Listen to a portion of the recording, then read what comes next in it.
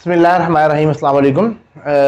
आज की क्लास में हम स्टार्ट करने जा रहे हैं अपने न्यूमेरिकल्स को, चैप्टर नंबर 7 के। अच्छा, एक टॉपिक है इसमें ग्रेविटेशनल पोटेंशियल एनर्जी, उसकी डेरिवेशन है लंबी सी, वो भी हम सेपरेटली कवर करेंगे। इस चैप्टर के साथ कंटिन्यूटी में वो नहीं करा रहा, कोई ख़ास चीज़ नहीं है, आसान नहीं है, कोई इतनी रॉकेट साइंस नहीं है उसके अंदर, वो भी हम समझ लेंगे। लेकिन इससे पहले हम न्यूमेरिकल्स वगैरह कर लें और अपने टॉपिक्स को वाइंड अप करें जो इम्पोर्टेंट है। इंपॉर्टेंट से मुराद ये कि जो बेहतर टॉपिक्स हैं जिनके ज़रिए हम पेपर में स्कोर भी कर रहे होते हैं और वो ज़्यादा अहम होते हैं। बहरहाल ग्रेविटेशन पोटेंशियल एनर्जी भी एक अहम टॉपिक है, लेकिन उसको हम कवर करेंगे बाद में। ज़रा एक एक्स्ट्रा सेपरेट क्लास उसकी बना के उसको कवर करेंगे, अभी नहीं, कुछ ज़रा चैप्टर्स हमारे कवर हो जाएं उसके बाद।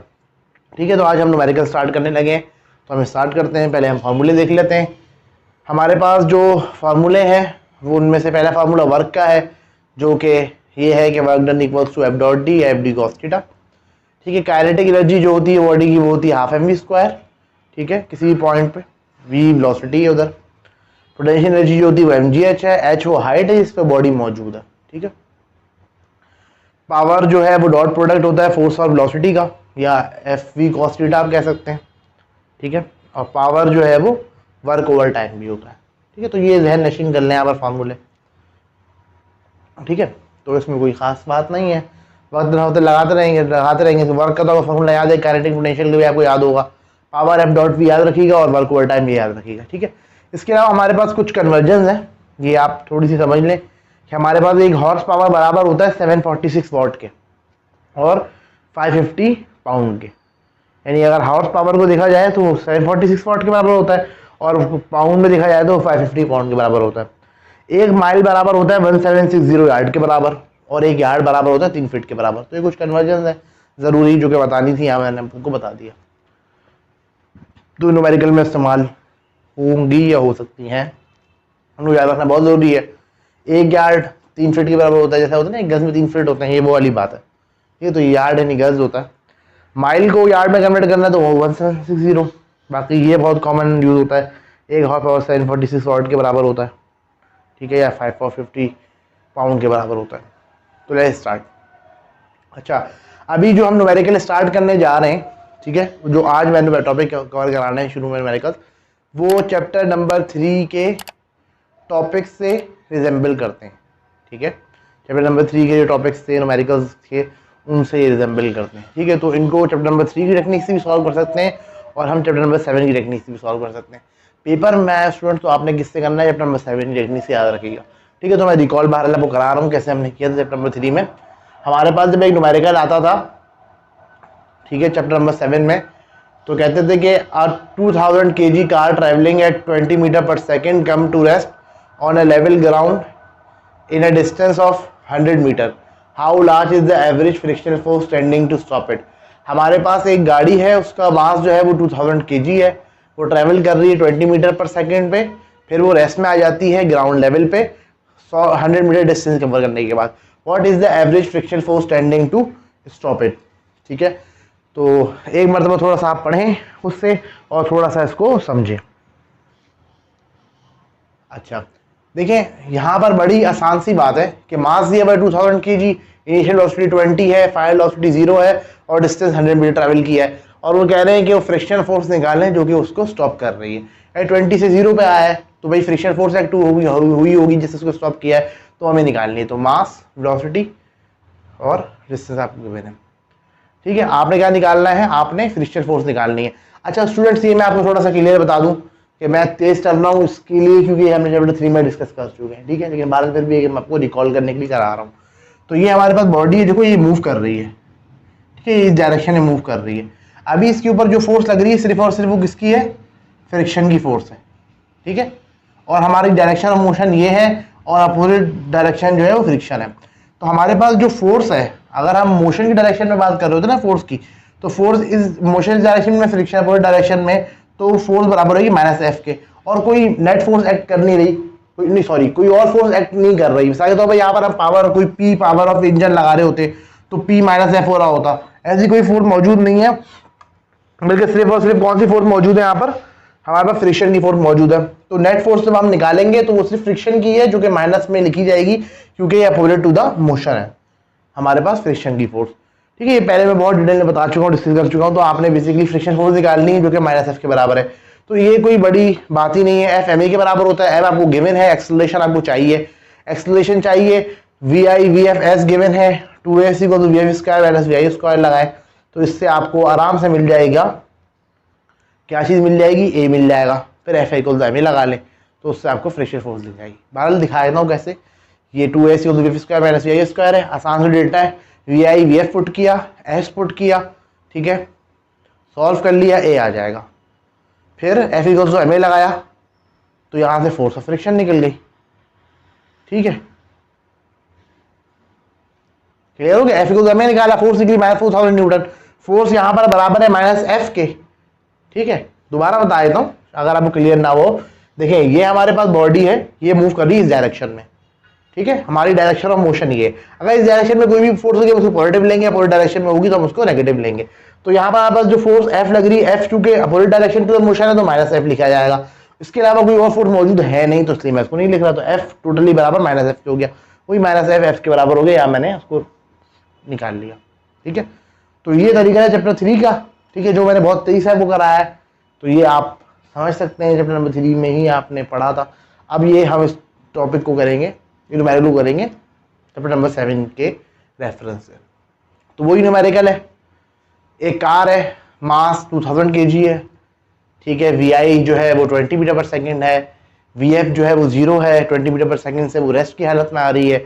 डिस्प्लेसमेंट जो कवर की है इसने, या डिस्टेंस जो कवर किया है वो 100 मीटर है। वहाँ पर चूंकि एस हम यूज़ करते थे तो मैं एस से लिख रहा था डिस्टेंस को या डिस्प्लेसमेंट को, या हम डी से रिप्रेजेंट कर रहे थे तो मैं डी से लिख लिया। कह रहे how large is the average friction force tending to stop it. हमारे पास कितनी फ्रिक्शन फोर्स होगी जो वो इस बॉडी को क्या कर रही होगी, स्टॉप कर रही होगी। ठीक है, तो आपने फ्रिक्शन फोर्स यहाँ पर क्या करनी है, निकालनी है। ठीक है, अब पहली बात तो ये है कि हम गौर करें कि यहाँ पर हो क्या रहा है। बेसिकली यहाँ पर हो ये रहा है, ये एक बॉडी है, ये मूव कर रही है इस डायरेक्शन में, इसके ऊपर फ्रिक्शन फोर्स एक्ट होती है और इस बॉडी को रोक देती है। और सुनिएगा मेरी बात, एक बॉडी है, ये आगे की तरफ मूव कर रही है 20 मीटर पर सेकेंड से। कुछ लम्हे के लिए एक फ्रिक्शन फोर्स है जो एक्ट होती है इस बॉडी पे। ठीक है, और उसकी वेलोसिटी को 20 से क्या कर देती है, उठाकर 0 कर देती है। ठीक है, तो हमारे पास क्या हुआ, फोर्स लगी, फोर्स के थ्रू वर्क हुआ यहाँ पर, नेगेटिव डायरेक्शन, नेगेटिव वर्क हुआ यहाँ पर। ठीक है, और उस वर्क के थ्रू हमने बॉडी को क्या किया है, स्टॉप किया है। तो मैं आपको बड़ा वजाहत से बताता हूँ। देखें यहाँ पर हुआ क्या है, यहाँ पर हुआ ये है कि फ्रिक्शन फोर्स एक्ट हुई है, उस फ्रिक्शन फोर्स ने बॉडी को स्टॉप किया है। तो यहाँ पर हम कहेंगे कि फ्रिक्शन फोर्स ने वर्क किया है और उस वर्क के नतीजे में क्या हुआ है, इसने इस बॉडी की काइनेटिक एनर्जी को क्या करा है, बिल्कुल ही खत्म कर दिया है। तो यानी the work done by the friction equal to loss in kinetic energy. तो काइनेटिक एनर्जी थी बॉडी में मूव कर रही थी, उसको रोकने के लिए फ्रिक्शन फोर्स एक्ट हुई और उसने वर्क करके उसको रोक दिया। तो जितना वर्क फ्रिक्शन ने किया वो बराबर होगा आपके पास loss in the kinetic energy. ठीक है, force into displacement for F dot D. ठीक है, लॉस इन काइनेटिक एनर्जी क्या होगी, final kinetic energy minus initial kinetic energy. ठीक है, अब यहाँ पर जो एफ डॉट डी है, फ्रिक्शन फोर्स और डिस्प्लेसमेंट में जो डिस्प्लेसमेंट जिस डायरेक्शन में, डायरेक्शन ऑफ मोशन जो है, और जो फ्रिक्शन फोर्स है ये अपोजिट डायरेक्शन में है। तो एंगल में 180 है तो हम यहाँ पर 180 रख देंगे। ठीक है, अब आते हैं काइनेटिक एनर्जी की तरफ।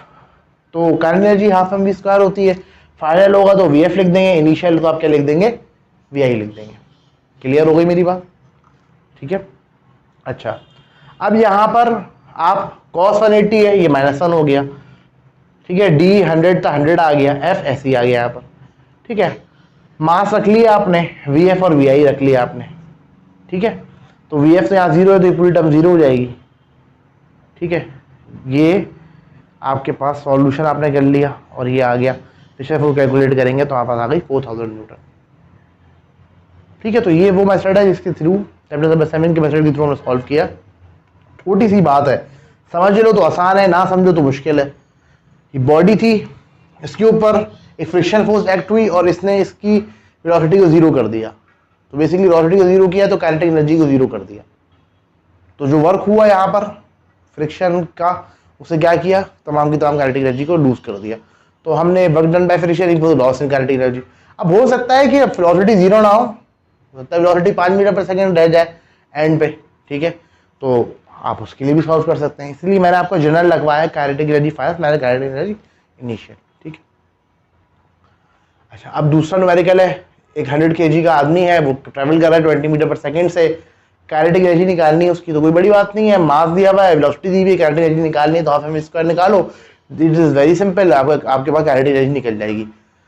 The car strikes a concrete wall and comes to rest after the front of the car has collapsed 1 metre. गाड़ी जाके टकरा जाती है एक दीवार से, कंक्रीट की दीवार से, ठीक है, कंक्रीट मजबूत होती है, आपने कंक्रीट है देखी हो, घर में पिलर्स वगैरह जो बन रहे होते हैं, बीम्स वगैरह, वो कंक्रीट के होते हैं, सरिये का एक जाल होता है और फिर उसके बाद जो है हम जो है ना सीमेंट और वो मिक्स जो बनता है उसको फिल करते हैं उसमें, और तब लकड़ी वगैरह लगा के, ठीक है, शटरिंग लगा के, तो एक मजबूत होता है। दीवार होती है ना इंटू की कमज़ोर होती है, कंक्रीट की होती है मजबूत होती है, तो ये कंक्रीट वॉल से जाके स्ट्राइक करती है गाड़ी, ठीक है, और रेस्ट में आ जाती है, comes to rest after the front of the car has collapsed 1 metre, और इस दौरान वो दीवार से टकराती है तो वो 1 मीटर ट्रैवल करती है, ठीक है।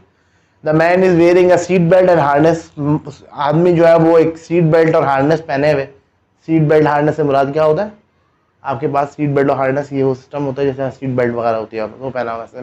What is the average force exerted by the belt and harness during the crash, हमारे पास क्या फोर्स होगी जो कि लगेगी बेल्ट और हार्नेस से क्रैश के दौरान। देखो, जब हमारे पास ये टक्कर होगी, ठीक है, तो आदमी आगे जाने की कोशिश करेगा और वो उसकी एक वेलोसिटी मौजूद होगी बंदे के अंदर जिससे वो आगे जाना चाह रहा होगा, ठीक है, जिससे वो आगे जा रहा होगा, जाना चाह रहा बल्कि जा रहा होगा, और हार्नेस और क्या करेगी और बेल्ट आगे उसको रोकेंगी, उसके फोर्स लगा के, फ्रिक्शन फोर्स लगा के रोकेंगी, ठीक है। तो ये सिनेरियो, तो यहाँ पर जो फ्रिक्शन फोर्स होगी वो आपने निकालनी है, ये जो हार्नेस और बेल्ट जो फोर्स एक्सर्ट कर रही है, फोर्स ऑफ फ्रिक्शन है जो आदमी को रोक रही है, रोक के बिल्कुल जीरो पे लेके आ रही है, तो वो आपने फोर्स निकालनी है। तो मास गिवन है, वी आई गिवन है, वी एफ गिवन है, डिस्टेंस गिवन है जो कोलैप्स का है, जो टक्कर के दौरान क्या ट्रैवल हो रहा है वो गिवन है, आपको रिक्वायर्ड क्या है, काइनेटिक एनर्जी और फोर्स है, माइनस एफ या फ्रिक्शन रिक्वायर्ड है। तो हमारे पास बड़ा इजी है, ठीक है, एम है और वेलोसिटी दी हुई 20 मीटर पर सेकेंड और काइनेटिक एनर्जी निकालनी इनिशियल, वो आप निकाल लेंगे। बाकी आपने F equal to M A से निकालना है फोर्स को, तो चैप्टर नंबर 3 का मेथड बता रहा हूँ अभी तो मैं आपको, ठीक है। तो हाफ एम वी स्क्वायर से आपने क्या किया, हाफ एम वी स्क्वायर लगाई, ठीक है, 20 मीटर पर सेकेंड वेलोसिटी दी, काइनेटिक एनर्जी निकल गई। अब एक्सेलरेशन के लिए ये आपने इक्वेशन लगाई, वैल्यूज पुट करी, एक्सेलरेशन बाहर आपने निकाल ली, -200 मीटर पर सेकेंड स्क्वायर आ गई, फोर्स से निकालने के लिए मास से मल्टीप्लाई करें, आ गया फ्रिक्शन फोर्स आ गई, या हार्डनेस उसकी जो फोर्स थी माइनस एफ वो आ गई 2000 न्यूटन, ठीक है। तो ये चैप्टर नंबर 3 का मेथड है। अब अगर चैप्टर नंबर 7 से देखेंगे तो आप ये कहेंगे कि वहाँ पर फोर्स, वहाँ पर क्या हुआ है, वर्क हुआ है, जो बंदा रुका है ना वो आपके पास बॉडी थी, मैन एक बॉडी है, और उस बॉडी पे क्या हुआ, एक फोर्स लग रही है सीट बेल्ट और हार्नेस की, वो फोर्स जब लग रही है तो वो फोर्स के किस में लेके आ रही है उसको, वो रेस्ट की हालत में लेके आ रही है, तो वो जो फ्री वर्क हो करेगी वो हार्नेस एंड बेल्ट, ठीक है, वो बराबर होगा लॉस इन काइनेटिक एनर्जी, यानी वो हार्नेस और उसकी ताकत है उससे क्या होगा, आदमी को वो रोक देगी और जीरो की स्पीड पे ले जाएगी, ठीक है। पहले ऐसा न्यूमेरिकल है, बस थोड़ा सा फ़र्क है, मामला थोड़ा फ़र्क है, बाकी है वैसे ही, बस ये कि काइनेटिक एनर्जी भी आपने निकालनी है इसमें। तो हमने काइनेटिक एनर्जी निकाल ली जैसे कि पहले निकाली थी, तो कोई खास बात नहीं हाफ एम वी स्क्वायर से। अब हम कहेंगे the work done by the friction is equal to loss in kinetic energy, या आप लिख सकते हैं work done by the seat belt and harness is equal to loss in kinetic energy, ये ज़्यादा बेहतर है।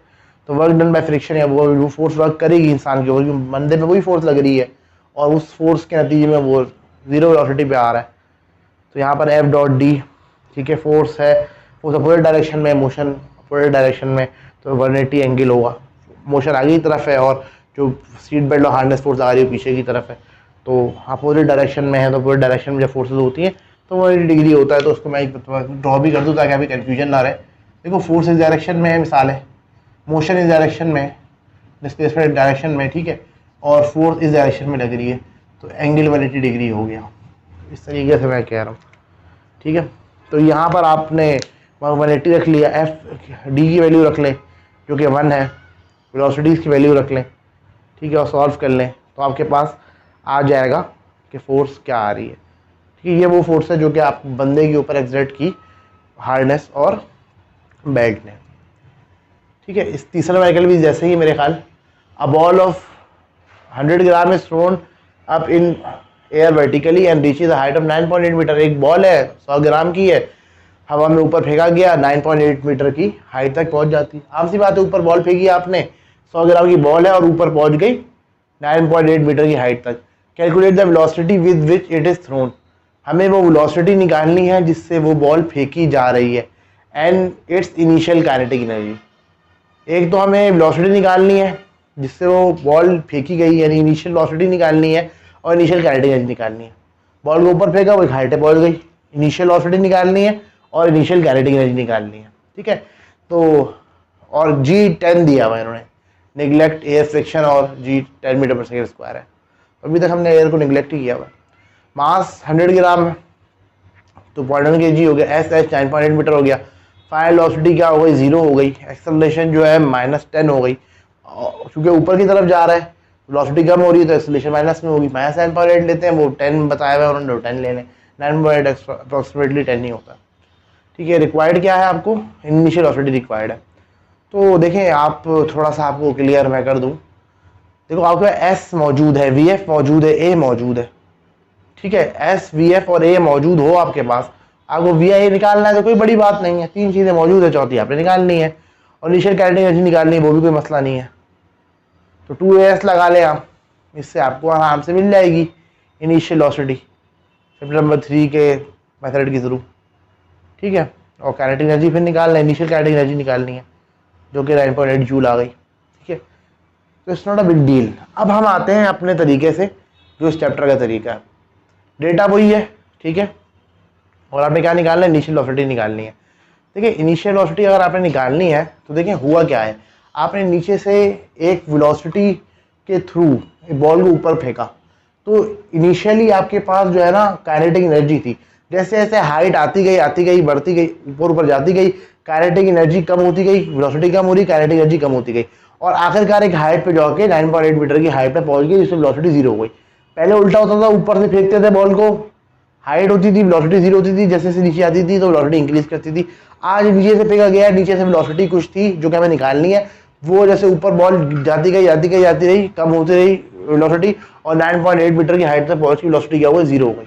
अब आपको क्या निकालना है, वेलोसिटी निकालनी है जिससे वो फेंकी गई है, इनिशियल वेलोसिटी, और इनिशियल काइनेटिक एनर्जी निकालनी है। ठीक है, तो बेसिकली अगर इस प्रोसेस देखा जाए तो हो ये रहा है कि अगर एक बॉडी को ग्राउंड से फेंका जा रहा है तो इनिशियली उसमें काइनेटिक एनर्जी है, और फाइनली जैसे जैसे हाइट गेन हो रही है तो हाइट गेन होने के बाद क्या हो रहा है, उसमें एनर्जी स्टोर हो रही है पोटेंशियल एनर्जी की फॉर्म में। तो यहाँ पर क्या हो रहा है, काइनेटिक में लॉस आ रहा है और पोटेंशियल एनर्जी में गेन आ रहा है। तो हम कह सकते हैं कि loss in kinetic energy equals to gain in potential energy. Kinetic energy का loss final minus initial, potential का गेन फाइनल माइनस इनिशियल कर लेंगे, है ना। लॉस में और गेन में यही करेंगे कि फाइनल इनिशियल माइनस कर लेंगे।